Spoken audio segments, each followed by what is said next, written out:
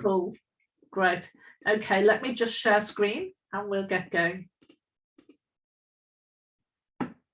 All good? Thank you. So as I said, this is Genius School's Discovery Hour. So we are going to talk in this next hour, we'll be talking about Genius School. So who are we? What do we do? What do we stand for, etc. We'll be looking at stages of development and then strategies to support your child and why meaning and purpose is so important for our young people. And obviously throughout the conversation, there'll be opportunities for questions. And we'll also share some success stories from some of our programs where we've actually implemented some of these strategies as well. So my name is Angie Stead. I'm the co-founder and leader of Genius School, and I'm here with my trusty colleague, Karen Bonanno, and she's the leader of our Young Entrepreneur Academy and Teen Quest program, as well as in a leadership role with Genius School as well. So as always, we like to just acknowledge the elephant in the room and talk about what it means to be a genius, because we do often get questioned about, well, my child's not a genius in any way, so why would this be right for my child? Or does my child have to be a genius to participate in your programs? So our answer to that is simply that everybody is born a genius. So it's our responsibility as educators, as parents, and responsible adults nurturing our children to really ignite the genius in them. So if we look at the original meaning of the word genius, it's derived from two Latin terms, genius meaning as above, and ingenium, a related noun referring to our innate dispositions, our talents, and our inborn nature. So the word genius is essentially the combination of our innate talents and also our spirit, that innate spirit that resides within our body for our whole life. So if we can tap into those talents and that inborn nature and those innate dispositions and help our teens or young people to express their essence, their true spirit, then we're setting them on a path to lifelong success. So Genius School was formed because we recognized that there was a problem. And the problem is that the one-size-fits-all model is failing our children, resulting in learning experiences that are disengaging, irrelevant, and redundant. Education, we believe, does not prepare our children for the jobs of the future.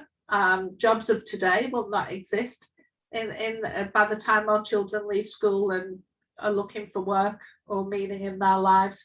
And with over 165 million globally out of work today, the system is both broken, and our children deserve better. So we are part of the solution. We deliver personalized learning pathways for children and young adults. And we basically teach our young people how to be developing the entrepreneurial spirit in young people so that they can be change makers and global citizens, so that they can go out and create their own job. They're not relying on other people to get their own, give them a job. They can create their own opportunities, and we give them the tools and the skills for them to do that. And our curriculum is personalized. So it's based on 8 core principles. We look at self-mastery, leadership, life skills, and self-expression. So we believe that if we can raise self-aware young people who can express their unique genius, then they can basically achieve self-mastery and live a fulfilled life. So that's around philanthropy and the love of what it is to be human. And then 2, we look at the world around us, and that is, looking at philosophy, building life skills, planning, research skills, decision-making skills. We've got programs that focus just on those skills and how we can raise young people's ability to actually put together a compelling argument, discussion, or proposal. We have our Young Entrepreneur Academy, which teaches our young people entrepreneurship, resourcefulness, and financial literacy. And then we have obviously technology, critical thinking, coding, and future technologies as well. And also in everything we do in Genius School, we're raising global citizens. Our young people in our programs are working alongside people from the other side of the world. So, you know, at the moment we've got our YAY program running, and we've got young people from South Africa, from Canada, from the UK, and Australia, New Zealand, etc., etc. So we really are raising global citizens. So I'd just like to pause and ask if anybody has any questions or comments to make on what we've talked about so far. And you can put questions in chat as well. And if we have no questions, I'll just carry on. But as I'm talking, or as we are talking, then if you just type any questions you have in chat, that would be cool. So I love this quote. So education is not preparation for life. Education is life itself. And you'll hear us in Genius School talking about raising self-aware, lifelong learners. And to live a fulfilled and happy life, then you really need to be a lifelong learner. And there's lots of science around mental health and well-being, as well as brain neuroscience that teaches us that the benefits of lifelong learning. And some of them, this is just a few, and some of them are improves on memory. Well, I guess that makes sense.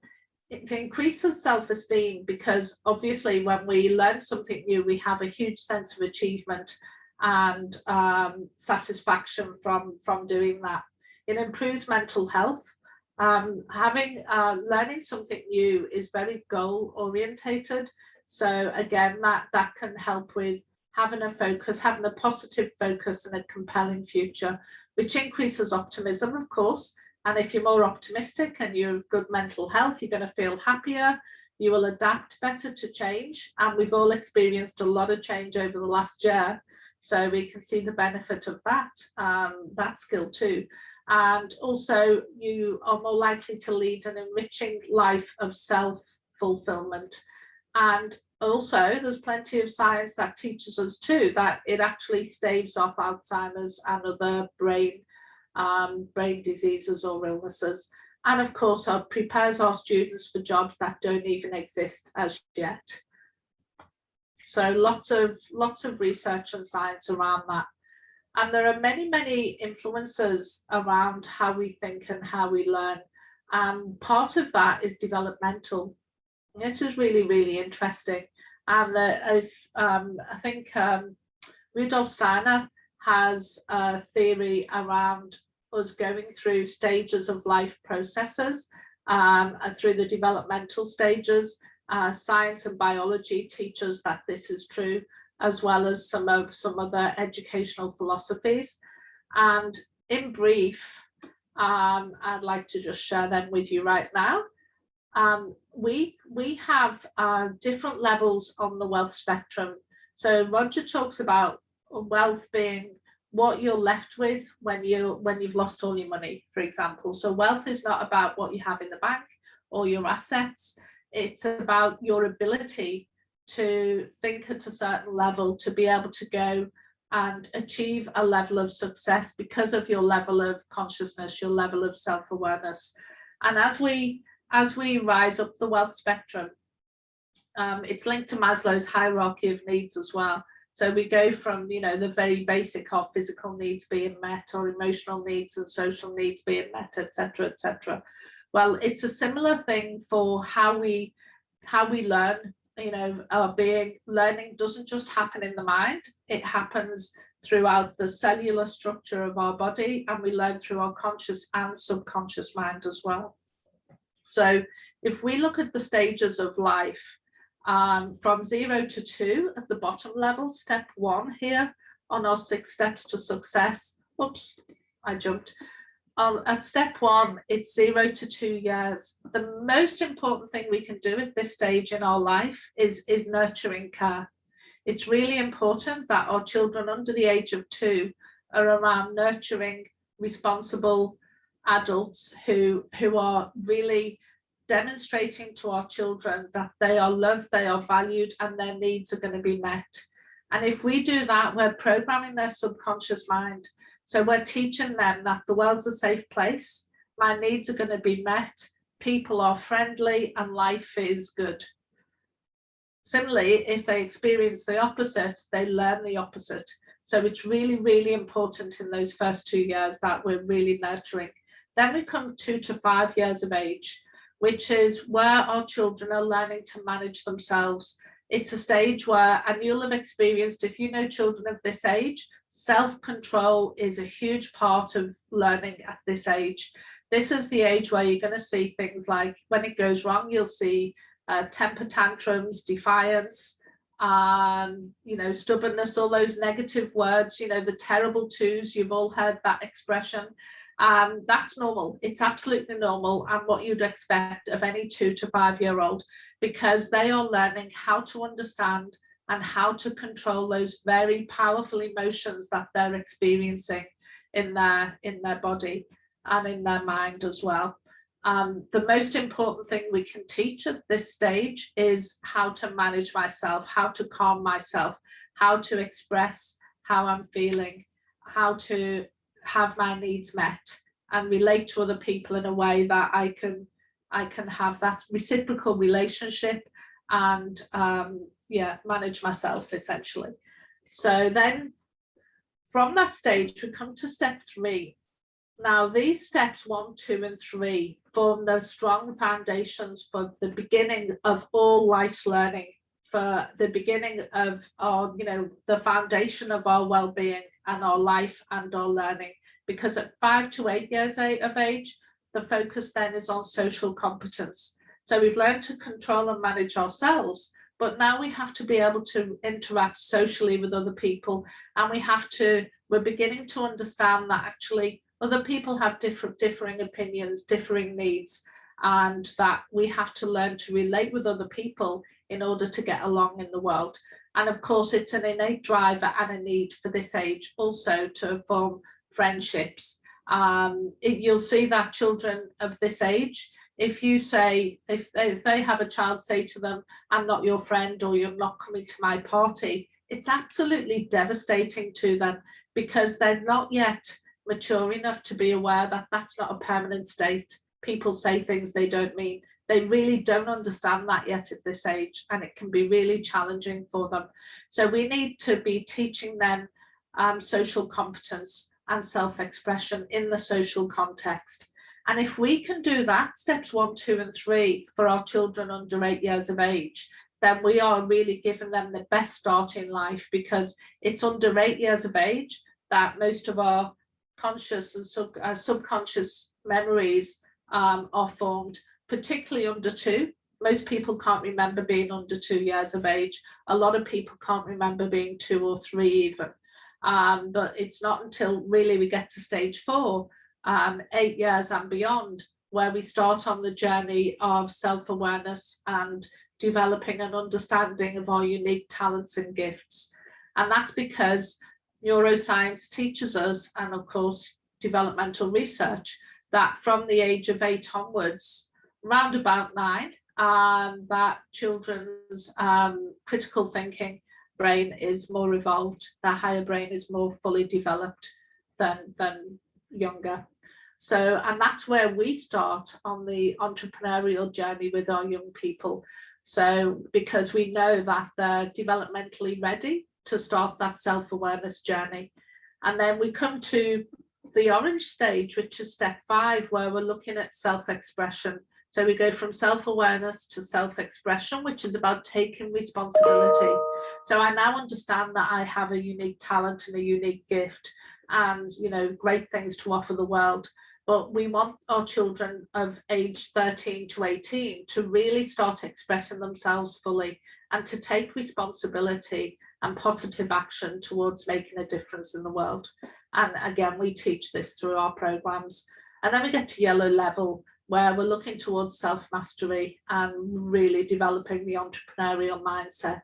And many of our young people have been on our programs, and at the age of 12, they started a business. And certainly some of them at 18 are really flying. So, and on that subject, I thought it would be really great, Karen, for you to maybe share something about the success of some of our students? Yes, thanks, Angie. It's interesting to see that and to see it in the context of Ben, who is one of our graduates, because at the age of 12 is where he gained that self-identity. And so for him, he is a kid who really likes to talk. And so he established a podcast, and it was more about his own personal understanding and just sharing what he was doing, selling his avocados, and then looking at how he used his money to then start to engage in investment. But then he joined us in 2020 for our Young Entrepreneur Academy. And so he took his business then to another level, and he called it Kidfinity. So it really aligned with what he says here. It's all about educating, entertaining, and empowering the next generation of kids through kids. So he started with that. And then as he went through, it was like not quite 12 months, maybe several months. He then began to see, well, wow, I'm really getting some interest here, but maybe I could turn this into a business. So he actually did a bit of a leapfrog up into that higher level of developing an entrepreneurial mindset, because he could see the potential, because we gave him that strong foundation to develop what he needed to do. And so he decided he'd hold his Kids CEO Summit and put a little entry fee on that. So he held that at the beginning of the year. And as you can see with the graphic on the side there, he had all these people, all these young people who were doing great and marvelous things coming in and sharing at the summit about what they were doing. And as a result of that, he got a lot of media exposure, and he was approached by another group who said, hey, we really love what you're doing. We love the way you're doing it. We want you to have something that will support us. And so in 2021, he just recently set up what he's called Young Trip, which is another podcasting which is geared to that particular organization. And that's his catchphrase. It's helping kids build the ultimate entrepreneurial lifestyle. So it's great to see our kids, and we give them that really strong foundation and then we support them. They do tend to leapfrog a little bit up into a higher level of thinking and operating. They so do. And what was cool, Karen, is you've had Ben on our recent program as a mentor, mentoring the other students on the program, which is so cool. And I believe he was very impressive. Yes, such words of wisdom coming from a young person is magic. Yeah. And, you know, that's the thing. There is that saying that we learn from every one of our students, and that's so true. Absolutely so true. So we start by teaching our young people about the genius energies. And many of you will be familiar with the genius energies, but essentially for anybody who isn't, and we've got four main genius energies. We have dynamo energy, which is wood energy, and that's all about being creativity, imagination, and basically head in the clouds, intuitive thinkers. The opposite to that is our tempo energy people, who are more sensory. They're more kinesthetic and very practical, very service orientated thinkers. And then we have our blaze energy people, who are really outgoing, very sociable, extroverted individuals who could talk all day long. And, you know, just it's like blaze energy, like the warmth of a fire, you know, that really glowing energy, great to be around. And then we have the opposite, which is steel energy, which is more, as it explains, it's steel energy, you know, a bit more standoffish, more logical and more logical and analytical in their thinking, and introverted energy. Now, introverted people and extroverted people, we're all very familiar with them terms. Being introverted doesn't mean they're not friendly, they're not approachable, and they're not great with people. It just means that they don't like to be with people all day, every day, and they need to spend some time alone to recharge and gain their energy. Whereas extroverted people, like our blaze people, they need to recharge by being around people. So if they spend too much time on their own, they can become a bit flat and lack energy and motivation. So that's it very briefly, but we do have our profiling tool as well, which is team dynamics and talent dynamics, which goes into these energies and profiles in a lot more detail. But just briefly, what that means for learning is that Dynamo people, being big picture thinkers, tend to be visual learners. They learn best through images, or being able to picture something. They don't necessarily need all the detail. In fact, if you give them too much detail, they can lose interest. Just give them the big picture and they'll understand enough to get working on a project. And then the opposite, kinesthetic learners or tempo energy, like I say, they're more sensory. So they learn more by doing. They learn more by, you know, you show me, I'll do this with you, and they'll learn things really, really quickly. And, you know, like to move about, move their bodies and have sensory experiences as they go through that learning process.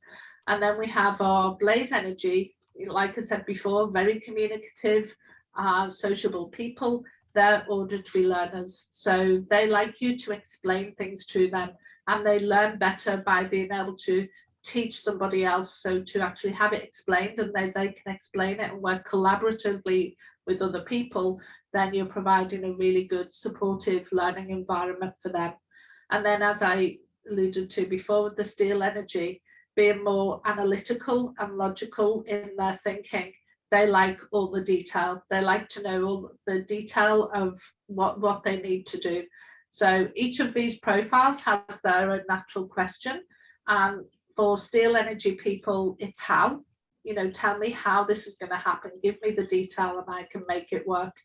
For dynamo visual thinkers, it's what? It's very big picture. Just tell me what to do. Don't give me too much information. Then for blaze, it's who. So they like to know. They like to know who's going to be involved. They like to be able to bring the team together and you know, work collaboratively with others. And then for tempo, it's more when and where. So tempo people tend to set the pace and the rhythm and slow things down a bit so everybody can catch up and everybody can be part of the whole experience. So that's very briefly the Genius Smarts and Genius Energies in a nutshell for those who are not so familiar with it. But we do have profiles, tokens, etc., and also free Genius test if anybody wants to learn a bit more about that. But I thought we could come back to Karen, and she can maybe share some a success story about one of our young geniuses. Karen. Yeah, it kind of links in nicely with what you shared there, Angie, with talking about understanding and knowing your genius energy and what you're really good at. And for Corinne, for her, she is in that top area of being creative and imaginative, being visual, being intuitive. And for her, she had a love of art and would spend a long amount of time learning art and doing her art. And so when she came along to join us, it was all about, well, I have this hobby and I love doing it. Why can't I do something with this? It's even more amazing. And so we worked with her over 4 weeks, and she turned that into a business. So she has all of her beautiful abstract art. And she now, if you see down in the bottom left-hand corner there, she's now added some jewelry to her artwork as well. And for her, she wanted to have her artwork bring color to people's lives, but also to give them that impression of creating good energy and bringing lovely memories to people, and just having some difference in a household that would bring magic to the household with her art. So for her, it was taking what she loves doing, what she was really passionate about, and then showing her how, even at the age of 12, being able to turn that into a business. And that's all because we kind of amplified her natural strengths and abilities and energy and her genius smarts, as we call it, so that she could make a business. That's so cool. Amazing young lady she was. She is, or was on the program and is now. So when we look at stages of development, we have this cycle, right? So when I was talking before about setting strong foundations for learning, and that being children under 8, where programming their subconscious, and they form a lot of patterns and beliefs that will actually they'll take with them for the rest of their lives. And that is because 0 to around 7, 8 years of age, our young people are in spirit energy. So, and anybody who knows a child under 7 will know this to be true. particularly if you're around a 3, 4, 5-year-old, because all they ever say is why. So ask them to do something and they'll ask why. And every other word feels like a why. And it can be quite irritating at times. But we must remember that's because they're in spirit energy, and that's their natural question at this stage of life. So then as we reach the age of 8, I'm in the wrong thing, 8 to 14 years of age, we're moving then into the dynamo stage of life. So where the natural question is what? And if you observe a child of this age, they're so busy all of the time. They're always starting a new project. They've always got stuff going on. And that's the energy we tap into when we create our programs for our young people. It's the perfect energy to be teaching them how to lead a project, or a profitable project, which is a promotion plan, because we're tapping into that energy. They're so focused on what they're doing, what they're going to do next, what we're doing now. You'll hear children of this age saying, I'm bored. If anybody's got a 9-year-old, you'll hear them, if you're not keeping them busy and if they're not occupied a lot of the time, that'll be a lot of what they're saying. I'm bored, I want to do something, I want to go somewhere, etc., etc. So very, very busy stage, but so much learning is happening in those first years. And then from the 8 to 14, you become 15 to 21 years of age. Now, most of you with teenagers will see this. They're in the who stage of life. It's from this age they're starting to look at their peers, where they're forming real strong friendships. They're starting to go out to more social events. They may be looking, becoming interested in, meeting partners and having adult relationships, etc., etc. This is the stage. It's a natural developmental stage, and everybody goes through this stage of looking for their who. And at this age, their peer groups are more important to them than their parents and their family, and that's normal. So it's a case of just understanding that, and making sure that whilst you're aware of that, you're providing that strong foundation as a family unit or as an educator for your young people to know that, when relationships break down and when things go wrong with the who, that you're the who there for them to pick them back up again and set them back on the path to happiness and success. Then as we get to 22 to 28 years of age, this is when many young people leave home. They're in the tempo energy. They're starting to leave that party phase of the 15 to 21, and they're starting to settle down a bit. It's a time when many young people will leave their parents' home and go and find their own place if they've not done so beforehand. And they'll be maybe at the stage where they're settling with a life partner, forming more long-term relationships, because it's a more settling, nurturing energy. And it's no longer about being out partying with lots of people all the time. It's then developing those one-to-one or one-to-few relationships. And then as we get to more 29 to 35 years of age, we start to get really sensible. We start to look at how safe and secure are we. We might have bought a house. If not, we'd be looking to settle and have more long-term structures in place of safety and security. We might be looking at planning for, if we started a family, we might be planning for our future and thinking, how can I make sure that as a family unit we're safe and secure, or even for ourselves. So we find that at this stage in life we tend to mature quite a lot, more so than any other stage, particularly for young men. So that's very much about the settling down and safety and security stage. And the interesting thing is, I'll come back to that in a minute. I'd just like you actually to pause this video for a moment and just reflect on what stage you're at, or what stage is your child or teenager at this stage in your life. And can you relate to these stages? Can you see all these natural questions being asked, or these life decisions being made at these different stages of life. So just pause it for a second and reflect for a moment on that.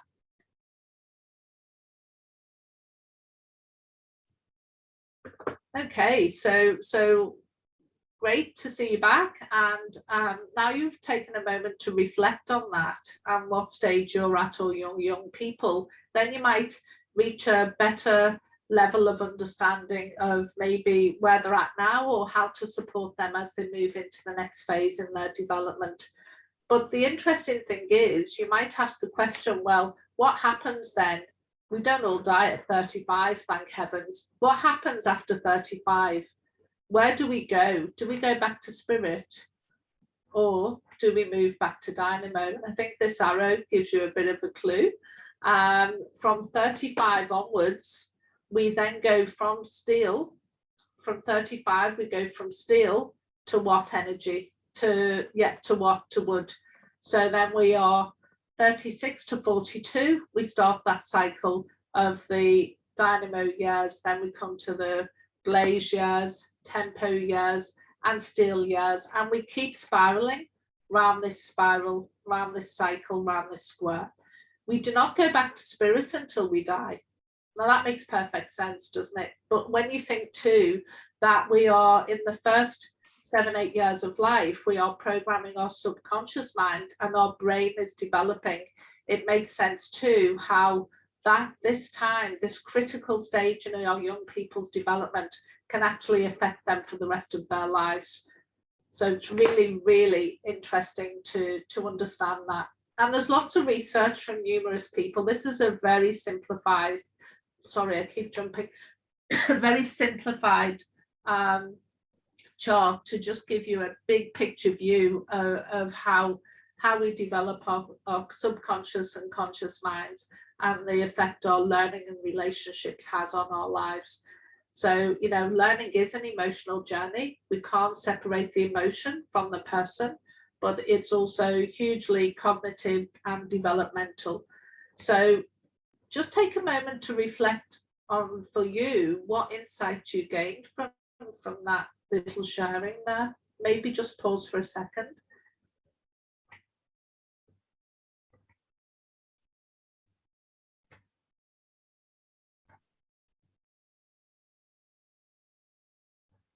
Okay, so now you've taken a moment to reflect on that, on what that means for you, and maybe on what stage you're at, and the impact that the first 8 years might have on our learning, or what stage of development you're focusing on right now for your young person, and what the most critical thing is to teach them. Then let's look at how we make learning meaningful. So anything we teach must be meaningful. And because if there's no meaning, if there's no reason to do something, then most humans are not going to be motivated to do it. So in order to make learning more meaningful for our young people, there are 5 interdependent characteristics of meaningful learning environments, and they are active learning environments. And by active learning environments, we mean where they're actively involved in the learning process. They can set their own goals, they're leading their learning. It's not a passive experience where someone else decides what they need to learn and stands up and teaches them. They're actively enrolled and engaged in the whole process. It's goal directed, so they're working towards something that has meaning to them. And also it's collaborative, because we are social beings. We don't learn well learning alone. It's constructive and it's authentic. So it's really important that those 5 interdependent characteristics are present in any meaningful learning experience. And also, again, when we look at that, we look at the learning experiences and how we make them meaningful, and then link that to the curriculum as well. So for 0 to 7, when we're in the spirit years of life, it's really important. Learning is fun. It's a play-based curriculum is the most important thing. Children are naturally curious and natural researchers. So to learn through play is the most effective way we can teach children under 7. Then we come 8 to 14 years of age. Remember, they're in the what stage of life? That's dynamo energy. So with children at that age, we want to tap into that energy and say, okay, how can we best teach? And we best teach at that age through projects. So having a project-based curriculum, again, it can be still play-based. Play-based and project-based can be very, very similar, because learning is fun, learning is play, unless we teach our children otherwise. So let's turn our play into a project. And we do this through our programs, and we see some amazing projects come together for our young people. And that then leads into a natural next step, which is the blaze stage, the who energy, 15 to 21 years of age. The curriculum there should be promotion based. So what's a promotion? Well, it's a profitable project. So what we're trying to do here is to set our young people up for success, so they can go and be responsible adults making a valuable contribution to society. So we turn that project into a promotion. And there you have it. They have a job, life has meaning, and they're earning money, and they're making a valuable contribution to society. So it's a magic formula. So on that subject, I'd like to come over to Karen, my trusty colleague here, who's going to talk about one of our magical opportunities. Yes, so with the questions that young people ask, particularly in those early stages, our Discovery Masterclass is all designed to get them to amplify their genius. So understand the questions they ask and then work out what their success pathway would be. So the Masterclass is geared up to tap into their natural strengths and capabilities. So the genius that Angie referred to right back at the start. So who are you really? What's your next path to success that you can take, and how you plan that so you're on a pathway to success because you're tapping into what you're naturally capable of doing. So it's all very personalized. It's all small group. We don't have big classes for our masterclass. And we have, in the 3 hours, it's a bit of online, offline. So you do get the chance to actually work on some things, to plan things out, coming back online and having further discussion, interacting with other young people who are sharing the same experience as you. And then there's the unique part, which is the Teen Dynamics report. And that's a great report that you can use not just during the masterclass, but use it beyond that to help you to look at where you're going to go with your future career, your future job, future direction that you want to take. So it's a valuable resource to have, and we use it as the basis for the masterclass. So there's reasons why, if we want to go to the next slide, Angie, the reason why for you to have your child involved in this is that you want them to really understand who they are. You know, that we've been through some very interesting times. And as you can see by all those different 7-year increments, there are all different things that happen that have an impact on a young person. And for them to actually understand themselves is of real value, but then also to know that they can establish their pathway to success as long as they're in the right environment to get that guidance. And that's what we do within the masterclass. And as you can see, we have masterclasses happening at all different times and through, well, all different time zones. So it doesn't matter where you are in the world, we can have your kids connected so that we cover the opportunity for them to be involved in a masterclass. So you can register with that particular link that's there. And that's how we then look at where you are in the world, and we get you connected to the right place and the right people to have that experience of discovering your pathway to success. Cool. So the link is here at the bottom of the page. Thank you, Karen, for sharing that. It's really good. And also, if you want to learn more about what we can do to support your child, or even what programs we have available for adults, for teachers and for parents on how to support your child and really ignite their genius, then book a free call. There's no cost whatsoever. And we're happy to talk to you about your individual needs and how we might be able to help you. So, and it's an exploratory call. So like I say, feel free to just book a call if you're interested. If you want the Discovery Masterclass, again, the link is on the bottom of that page. And so I would just like to say thank you for listening. Thanks for your time. It's always great to have the opportunity to talk about something we're really passionate about. Hey, Karen. And, absolutely. we'll see you in the future at one of our programs or webinars. So thank you, everybody. Okay, bye. And remember, education is the most powerful weapon which you can use to change the world. All right, farewell all. Thank you.